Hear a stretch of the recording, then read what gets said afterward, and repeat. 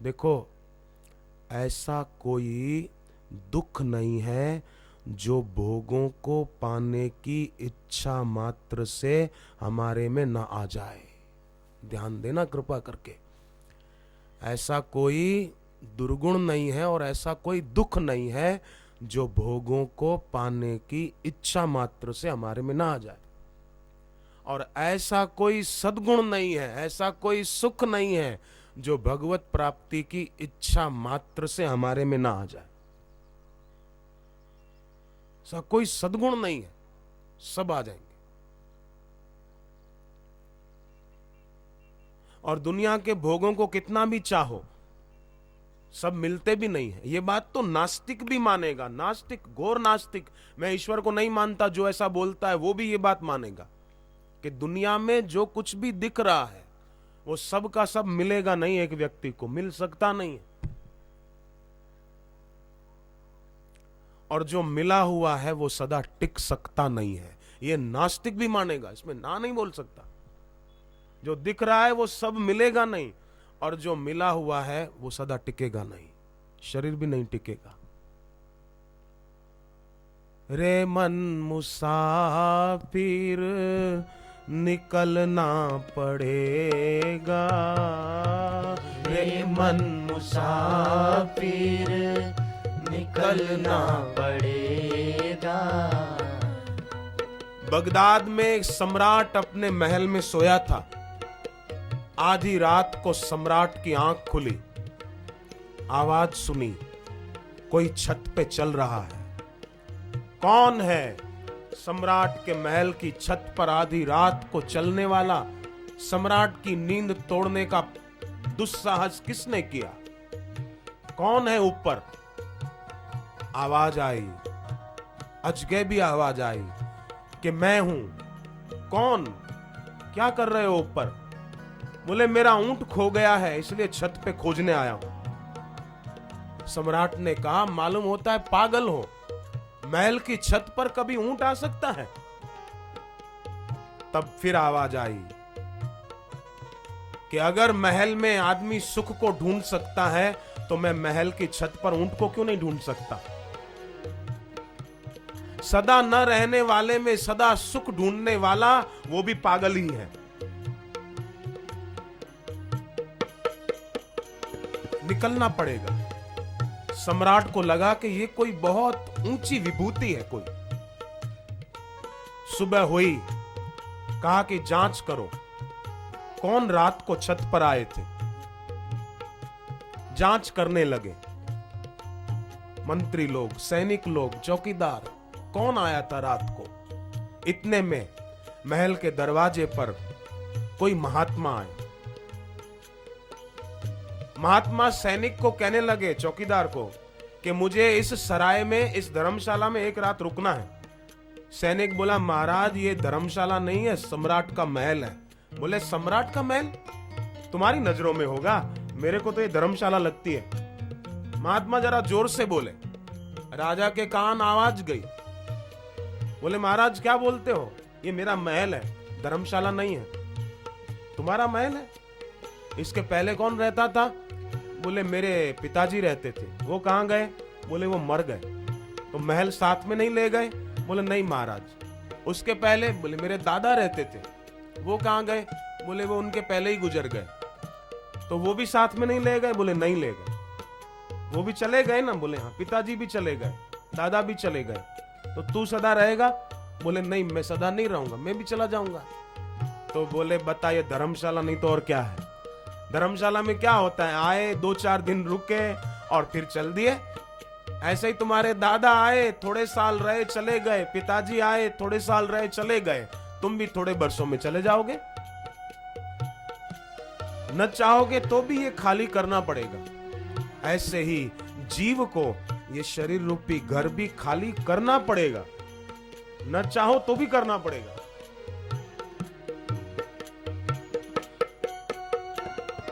सेठ अपना मकान दूसरा किराए से रहने के लिए किसी को दे, 2-5 साल के बाद बोले कि मेरा किराए का मकान एक खाली करो, तो किराएदार हो सकता है दादागिरी करे, खाली न करे, हो सकता है। परंतु ऊपर से जब नोटिस आता है कि जीव ये शरीर रूपी घर खाली कर दे, तो तुरंत राम नाम सत हो जाता है। और इस घर में रहकर जो कर्म किए उसका किराया भी भरना पड़ता है। इसीलिए सावधान।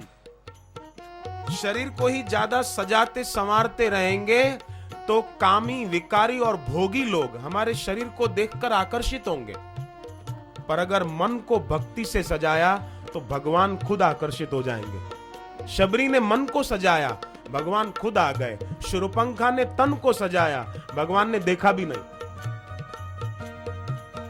रे मन मुसाफिर निकलना पड़ेगा, रे मन मुसाफिर निकलना पड़ेगा, काया कुटी खाली करना पड़ेगा, काया कोटि खाली करना पड़ेगा, भाड़े के क्वार्टर को क्या तू संवारे, भाड़े के क्वार्टर को क्या तू सवारे, भाड़े के क्वार्टर को क्या तू संवारे, भाड़े के क्वार्टर को क्या तू सवारे,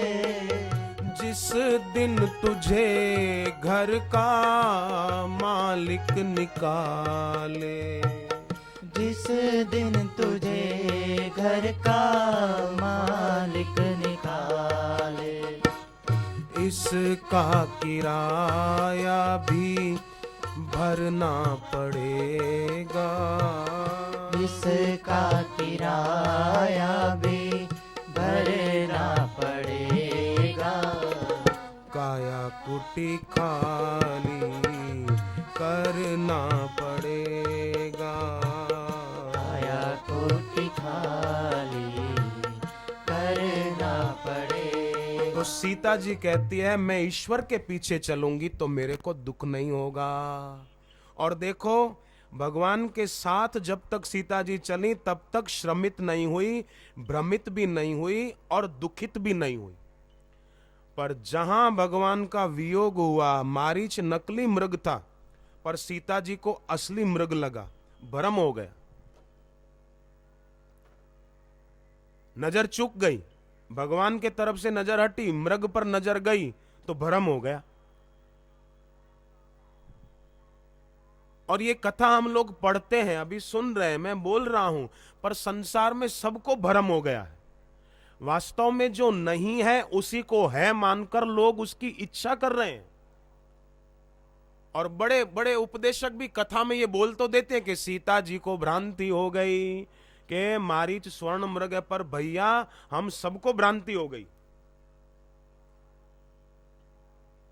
सीता जी ने तो संकेत किया है, क्योंकि वो जनक सुता जग जननी जानकी। सीता जी संकेत करती है कि तुम अगर नजर चूकोगे तो फंसोगे। संसार में जो रूप दिखता है, जो सुख दिखता है, वो है नहीं। जैसे मरुभूमि में दूर से देखो तो पानी दिखता है पर है नहीं। इंद्रधनुष आकाश में आपने देखा होगा, बरसात के दिनों में इंद्रधनुष बहुत बढ़िया दिखता है, सप्तरंगी, हाँ, परंतु हमारे किस काम का दिखता है बढ़िया, पर हमारे किसी काम का नहीं है वो। ऐसे ही संसार में सुख दिखता है पर वास्तव में है नहीं। है नहीं तो क्या करें, खाना छोड़ दे? नहीं नहीं, खुशी से खा, खुशी से जी, गफलत में रहो ना एकदम। खाना खाने की मना नहीं है, नींद करने की मना नहीं है, सोने की मना है। सोना माने रात को नींद नहीं करना, नहीं, जागृत रहना। मारीच नकली मृग था पर सीता जी को असली लगा। ऐसे ही लोगों को भ्रांति हो रही है। तो सीता जी ने कहा अगर नकली असली लगेगा तो सिवाय दुख के और कुछ हाथ नहीं लगेगा। फिर बाद में लंका में बंदिनी के रूप में सीता जी को दुख ही दुख मिला। लोगों ने मशीनों पर विजय पाई, कंप्यूटरों पर विजय पाई, है ना, कैसा कर लेते हैं। यहां बैठे बैठे देश विदेश का दृश्य टीवी पर देख लेते हैं, यहां बैठे बैठे रेडियो के द्वारा दूर दूर की बात सुन लेते हैं, दूर की आवाज सुन लेते हैं, परंतु अपने पास में जो बैठा है उसके दिल में क्या चल रहा है ये जान नहीं पाते। क्यों? क्योंकि मशीनों पर विजय पाई, मन पर विजय नहीं पाई, मन के अधीन हो गए। वो श्लोक आपने सुना होगा, सुबह उठकर बोलते हैं, कराग्रे वसते लक्ष्मी, कर मध्य सरस्वती, कर मूले तु गोविंदम, प्रभाते कर दर्शनम। ऐसा भाई मेरे साथ भगवान लक्ष्मी और सरस्वती ये तीनों सदैव मेरे साथ रहेंगे। कराग्रे वसते लक्ष्मी, यही हुआ ना, ये तीनों हमेशा मेरे साथ रहेंगे, ऐसा सुबह संकल्प करना चाहिए, प्रार्थना करनी चाहिए, दोनों हाथ देखकर फिर दोनों हाथ मुंह पर घुमाने चाहिए। पर आजकल लोग ये नहीं करते, कराग्रे वसते लक्ष्मी नहीं करते, कराग्रे वसते ब्रेडम, कर मध्य बिस्किटम, कर मूले चाय पात्रम, प्रभाते कप दर्शनम।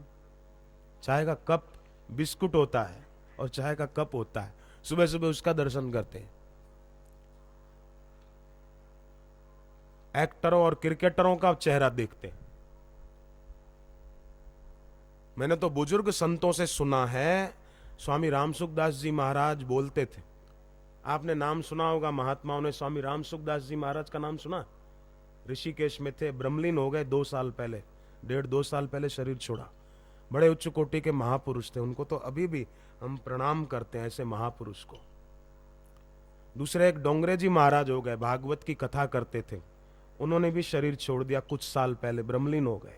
बड़े उच्च कोटि के संत थे वे भी, लिप्सा दोष नहीं था, कुछ चाहिए नहीं था। आजकल तो मान चाहिए, बड़ाई चाहिए, प्रसिद्धि चाहिए, और प्रसिद्ध होने के लिए कुछ भी कर लेंगे, जो करना पड़े बस मेरे को प्रसिद्ध होना है।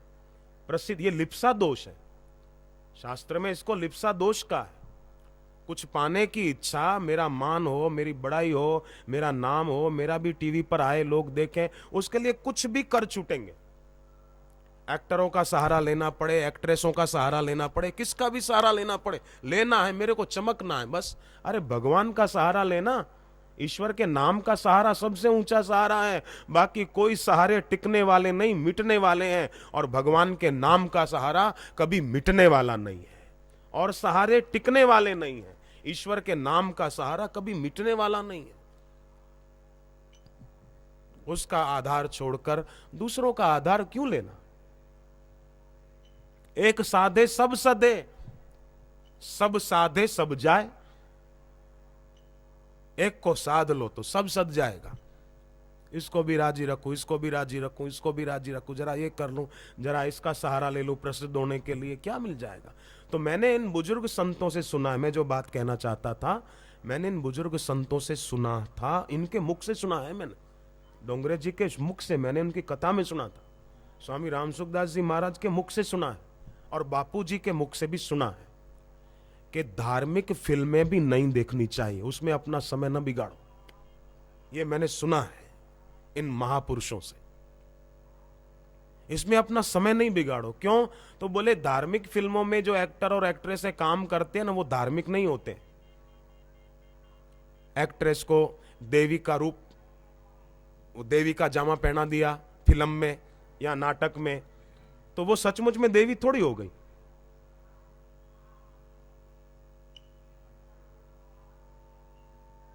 उससे धार्मिकता स्थायी नहीं होगी। ऐसा वो मैंने उन संतों से सुना, मुझे उनकी बात अच्छी लगी,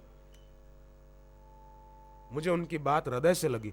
डोंगरे जी महाराज जब अपने गुरु के पास रहते थे पंढरपुर में, तब पंढरपुर में एक धार्मिक फिल्म आई थी, महाराष्ट्र की बात है, पंढरपुर भगवान विट्ठलनाथ का मंदिर, तो वहां एक धार्मिक फिल्म आई थी, उसका नाम था सत्यवान सावित्री। तो डोंगरे जी महाराज ने अपने गुरु को कहा कि गुरुदेव अगर आपकी आज्ञा हो तो मैं वे धार्मिक पिक्चर देख के आऊं, आपकी आज्ञा हो तो जाऊंगा, नहीं तो नहीं जाऊंगा, आप राजी हो तो हाँ कह दो, नहीं तो ना कह दो, जो आप कहोगे। तो गुरुजी ने कहा कि बेटा धार्मिक फिल्मों में जो काम करते हैं उनको देखने से धार्मिकता नहीं आएगी, समय चला जाएगा, इससे तो बैठ मैं तुझे सत्यवान सावित्री की कथा सुनाता हूं। तो डोंगरे जी महाराज के गुरुदेव ने उनको महाभारत में और देवी भागवत में भी कुछ अंश है सत्यवान सावित्री की कथा का, तो वो गुरु ने सुनाया। तो डोंगरे जी महाराज कहते थे कि उसके बाद मेरे को कभी भी धार्मिक फिल्म देखने की भी इच्छा नहीं हुई, ऐसा वो बोलते थे। तो अपना समय बड़ा कीमती है। लोगों ने पैसे को महत्व दिया है, समय को महत्व नहीं दिया। पैसे को महत्व दिया इसलिए समय खर्च करके पैसा कमा लेते हैं, परंतु जो समय पैसा कमाने में बीत गया वो समय पैसा देकर भी वापस नहीं ला सकते। इसमें किसी को कुछ कहना हो तो कहो, नहीं लौटा सकते। किसी को 1000 रुपया देकर आप कह सकते हो जाओ डॉक्टर से थोड़ा समय खरीद के ले आओ, मेडिकल स्टोर से दवाई खरीद सकते हो, समय नहीं खरीद सकते। रुपयों को बैंक में रख सकते हैं, समय को कौन सी बैंक में रखोगे? रुपया तो खर्च करने पर खर्च होता है, समय तो बिना खर्च किए ही खर्च हो रहा है। टाइम तो बीता जा रहा है। बीती जाए रे उमरिया हरि भजन बिना, बालापन खेलन में खोयो, ऐसा एक भजन गाते थे पहले। आई जवानी की मनमानी, चाल चले मस्तानी, सीधी चले न डगरिया, हरि भजन बिना, बीती जाए रे उमरिया हरि भजन बिना। उम्र बीती चली जा रही, क्या करें अब? इसलिए जरा इतना तो फिल्म वाले भी गाते हैं भाई, बच के रहना रे बाबा, बच के रहना रे, बच के रहना रे बाबा, तुझ पे नजर है, काल की नजर है तुझ पे, बच के रहना। इसलिए जरा संभल के चलना, समय संभाल के गुजारना। समय जितना मिला है उतना ही मिला है, ज्यादा मिलने वाला नहीं है। रुपया तो आदमी और कमा सकता है पर समय और नहीं कमा सकता, इसलिए यूं ही बीत न जाए। खूब संभल के, जैसे गर्भवती स्त्री होती है ना, वो खूब संभल के चलती है। क्यों? क्योंकि बच्चे को जन्म देना है। दुख और कष्ट आए तो भी, संकट की घड़ियों में भी जो सकारात्मक नजरिया रखते हैं उनके जीवन में प्रसन्नता के प्रसून खिलते, खुशियों के फूल खिलते। सकारात्मक नजरिया। कभी कोई कष्ट आ गया तो डरे नहीं, धीरज रखे। हनुमान जी ने कितना धीरज रखा। जिस पेड़ के नीचे सीता माता बैठी थी, हनुमान जी पेड़ के ऊपर आके बैठ गए थे। ये तो रामचरितमानस की कथा है, सुंदरकांड। रावण आया, सीता जी को कितने अपशब्द बोल रहा था, कितना गंदा गंदा बोल रहा था। तो हनुमान जी क्या छलांग लगा के आए क्या? रावण के बच्चे तू क्या समझता है, फेंट पकड़ी मारने लगे? नहीं नहीं, धीरज रखा कि कोई बात नहीं, इस दुष्ट के पाप का घड़ा भरने दो, इसका विनाश होगा। पेड़ पर से कूदे नहीं, छलांग लगा के धीरज रख के बैठे रहे। हनुमान जी ने प्रेरणा दी है। सुंदरकांड का पाठ तो हम करते हैं, पर थोड़ा हम भी जरा उसमें जो वचन सुनाए, हो यही काज मोहि हर्ष विशेषी, काज जरूर पूरा होगा। हनुमान जी कहते मेरे को बड़ा हर्ष हो रहा है। ये सुंदरकांड तो पढ़ते हैं पर यह भी याद रखें, जामवंत जी की बात भी याद रखें, राम काज लगी तब अवतारा। हमारा संसार में जन्म राम काज के लिए ही हुआ है। माने भगवत भजन, जप, तप, घर गृहस्थी का जीवनों पर ये न छूटे। अगर हम भी ये अपना पक्का रखेंगे कि मेरा जन्म भी राम काज के लिए है, मैं संसार में फंसूंगा नहीं, तो क्या होगा? सुनत ही भयउ पर्वताकारा। जो ही ऐसा सुना, राम काज लगी तब अवतारा, सुनत ही भयउ पर्वताकारा, सिंह नाद करी बारही बारा, लीलही नांगहूं जल निधि खारा। मैं खेल खेल में इस विशाल समुद्र को लांग जाऊंगा। और लांग गए। प्रभु मुद्रिका मेली मुख माही, जलधि लांग गए अचरज नाही। लांग गए, समुद्र पार कर गए। कितनी बढ़िया बात है ये। और दूसरी एक बात मैं आपसे कहूं, आपने हनुमान चालीसा लगभग सबने पढ़ी होगी, कईयों को याद भी होगी, कईयों को याद नहीं होगी। तो मैं जो बात हनुमान चालीसा की बोलूंगा आपको याद आ जाएगी। हनुमान चालीसा में आता है, तुम्हारो मंत्र विभीषण माना, लंकेश्वर भय सब जग जाना। ये हनुमान चालीसा की बात है, ठीक है ना महाराज जी। अब आप ये बताइए कि हनुमान चालीसा में जो ये बात आती है, तो हनुमान जी ने कौन सा मंत्र दिया विभीषण को? जो विभीषण ने मान लिया। ये बात है। अब सोचो आप, तुम्हारो मंत्र विभीषण माना, लंकेश्वर भय सब जग जाना, तो कौन सा मंत्र दिया था? अब हनुमान चालीसा में तो मंत्र आता ही नहीं कि भाई ये मंत्र हनुमान जी ने दिया था, पर दिया था ये बात पक्की है, तभी तो आता है। हनुमान चालीसा की बात झूठी भी नहीं है, सच्ची है। हनुमान जी का सुमरन करने से भी आनंद आ जाता। अब प्रश्न यह है कि हनुमान जी ने कौन सा मंत्र दिया था, यह सोचने की बात है, और है बात बड़ी पत्ते की। हनुमान जी कहेंगे तो कोई साधारण बात तो होगी नहीं। इतनी महान विभूति, शिव जी के अवतार, रुद्रा अवतार हैं।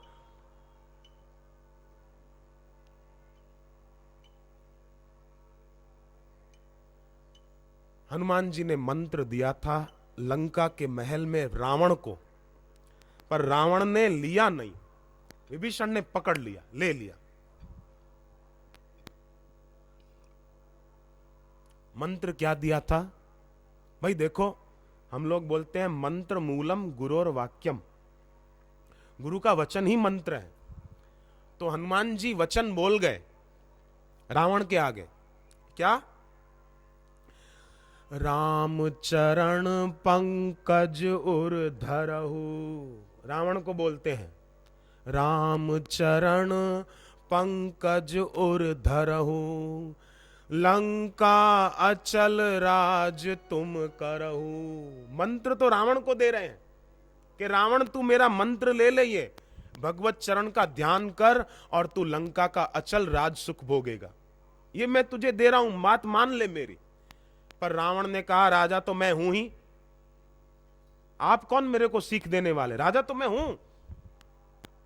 तब हनुमान जी ने कहा राम विमुख संपत्ति प्रभुताई, जाई रही पाई बिनु पाई। हे रावण, भगवान से विमुख होकर तूने जो कुछ पाया है ना, वो तुझे लगता है पाया है, पर वो तो नष्ट हो रहा है।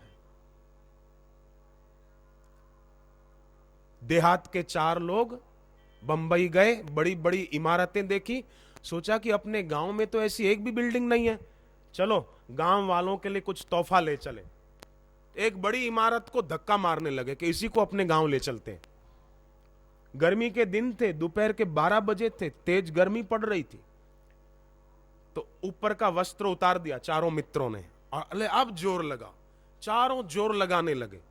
पीछे से आया एक लुफंगा, चारों के कपड़े लेके 9 2 11 हो गया, भाग गया।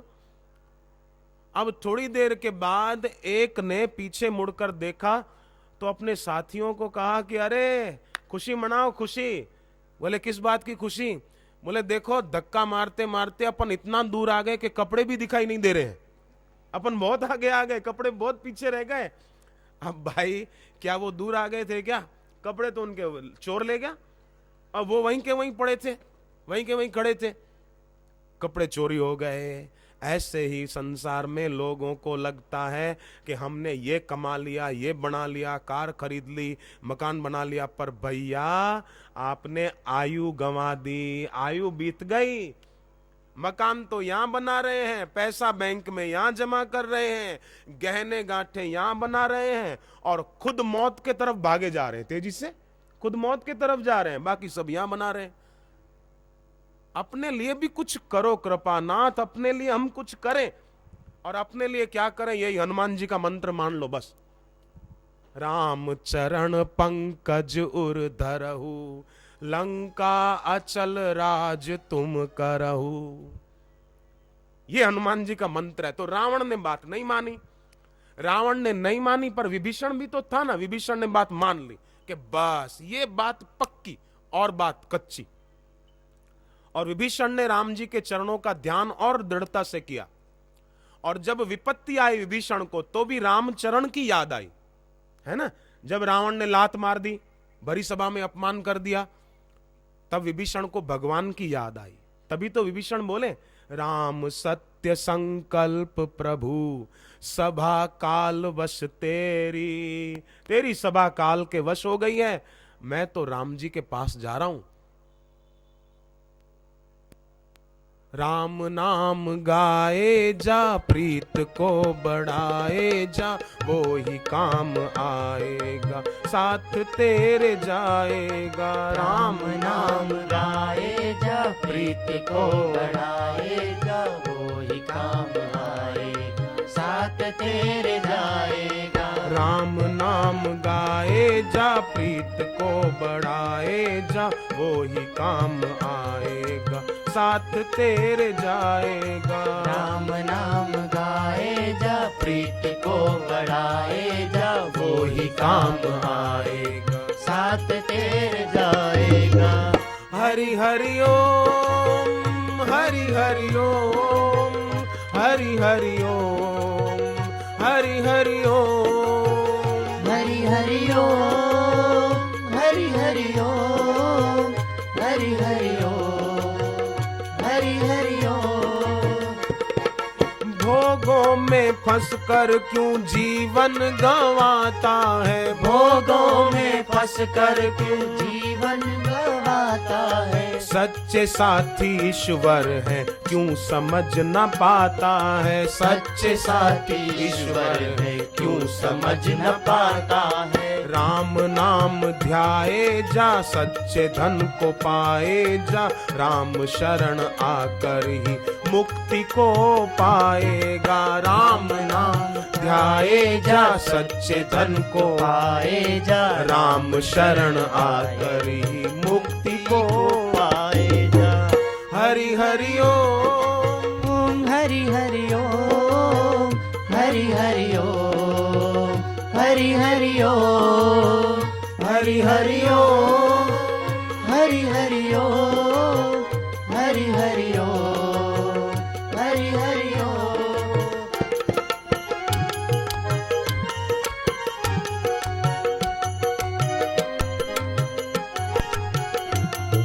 मोह माया के बंधन हमको फंसाते हैं, मोह माया के बंधन हमको फंसाते हैं। झूठे रिश्ते नाते हैं, काम ये न आते हैं। झूठे रिश्ते नाते हैं, काम ये न आते हैं। मोह को घटाए जा, भक्ति को बढ़ाए जा, गुरु भक्ति करके तू भव से तर जाएगा। मोह को घटाए जा, भक्ति को बढ़ाए जा, गुरु भक्ति करके तू भव से तर जाएगा। हरि हरि ओम, हरि हरि ओम, हरि हरि ओम, हरि हरि ओम, हरि हरि ओम, हरि हरि ओम, हरि हरि ओम, हरि हरि ओम। नर तन जो पाया है वो तो अनमोल है, नर तन जो पाया है वो तो अनमोल है। नर तन जो पाया है वो तो अनमोल है। नर तन जो पाया है वो तो अनमोल है। श्वास निकल जाए तो क्या इसका मोल है, श्वास निकल जाए तो क्या इसका मोल है।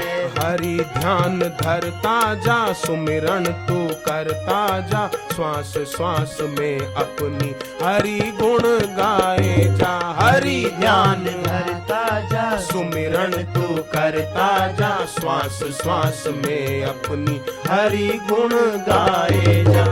हरि हरि ओम, हरि हरि ओम, हरि हरि ओम, हरि हरि ओम, हरि हरि ओम, हरि हरि ओम, हरि हरि ओम, हरि हरि ओम।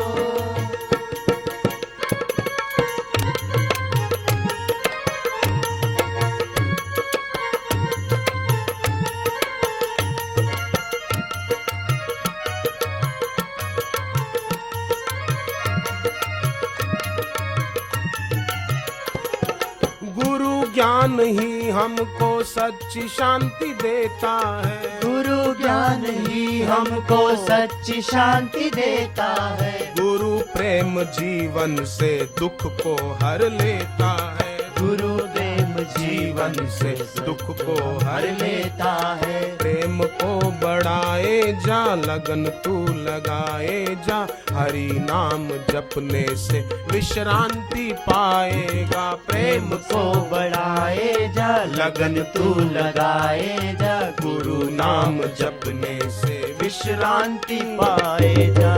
हरि हरि ओम, हरि हरि ओम, हरि हरि ओम, हरि हरि ओम, हरि हरि ओम, हरि हरि ओम, हरि हरि ओम, हरि हरि ओम, हरि हरि ओम, हरि हरि ओम, हरि हरि ओम, हरि हरि ओम, राम राम ओम, राम राम ओम, राम राम ओम, राम राम ओम, शिव शिव ओम, शिव शिव ओम, शिव शिव ओम, शिव हरि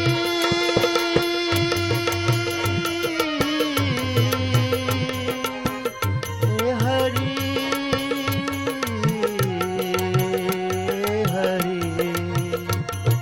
हरि हरि ओम, हरि हरि ओम, हरि हरि ओम, हरि हरि ओम। तो हनुमान जी की बात रावण ने नहीं मानी, पर विभीषण ने मान ली, और विभीषण ने रामचरण का ध्यान किया। यही मंत्र, भगवत चरण का ध्यान, भगवान नाम का ध्यान, गुरु चरणों का ध्यान, ये जीवन में बहुत बहुत जरूरी है। इससे जीवन में परार्थ के फूल खिलेंगे, स्वार्थ की गंध जाएगी, परमार्थ की सुगंध खिलेगी। आज देखो ना, हम समाज में देखते हैं, लोग धन से जुड़ गए, ध्यान से टूट गए, सत्ता से जुड़ गए, सत्य से टूट गए, पद से जुड़ गए, प्रभु से विमुख हो गए, प्रतिष्ठा से जुड़ गए, निष्ठा से चूक गए, विशिष्ट कहलाने की लालच में शिष्ट होने से चूक गए, और जो अपने को विशिष्ट मानता है, शिष्ट नहीं बना पाता, वो अपने इष्ट से संबंध घनिष्ठ नहीं कर पाता और उसका अनिष्ट होता रहता है। परंतु जो अपने को विशिष्ट न मान के शिष्ट मानता है, उसका इष्ट से संबंध घनिष्ठ होता है और उसका अनिष्ट कभी नहीं होगा, इष्ट मजबूत हो जाएगा।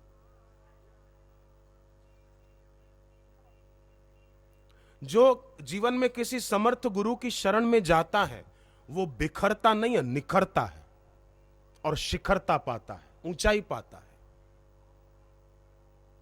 गुरु कभी, सच्चे गुरु कभी शिष्य को डांटे, फटकारे, तो भी शिष्य को चाहिए कि अपने गुरु से मुंह न मोड़े, क्योंकि गुरु के द्वारा की हुई खिंचाई वो शिष्य की सिंचाई करती है और उसे ऊंचाई पर ले जाती है। इसलिए अपने सदगुरु के चरणों में पूर्ण श्रद्धा होनी चाहिए। तो गुरु की कृपा से, भाई ये काम तो सुग्रीव ने कहा ना, यह गुण साधन ते नहीं होई, तुम्हारी कृपा पाव कोई कोई, ये आपकी कृपा से होगा, आपकी कृपा हो जाए। अंगद जी को पूछा गया कि आपने रावण की सभा में घोषणा कर दी कि मेरे पैर को अगर कोई हटा के दिखा दे, हिला के दिखा दे, तो हम सीता जी को हार चुके, हम लौट जाएंगे। तो आपने रावण की लंका में ऐसी घोषणा कैसे कर दी? कोई आपका पैर हटा देता तो? अंगद जी ने कहा कि मैंने हनुमान जी का मंत्र मान लिया था, तो मैंने रामचरण का ध्यान करके पद धर दिया, तो मेरा पद भी अचल हो गया, रावण हिला नहीं सका। रावण उठकर आया था, पर अंगद ने कहा मेरे पैर क्या पड़ता है, मेरे राम जी के पैर पड़ ले, तेरा कल्याण हो जाएगा, तू मेरे पैर काहे पड़ता है भाई, तू मेरे प्रभु के चरणों में गिर जा। बात नहीं मानी तो विनाश हुआ, और विभीषण ने बात मान ली, तुमरो मंत्र विभीषण माना। ये मंत्र लंकेश्वर भाई सब जग जाना, हम सब जानते हैं विभीषण लंका के राजा बने। अरे इतना ही नहीं, हनुमान जी की बात मान ली तो पद्म पुराण पढ़ो, उसमें 8 चिरंजीवियों के नाम हैं, उनमें एक विभीषण जी का नाम है। मैं झूठ नहीं कहता हूं, श्लोक है।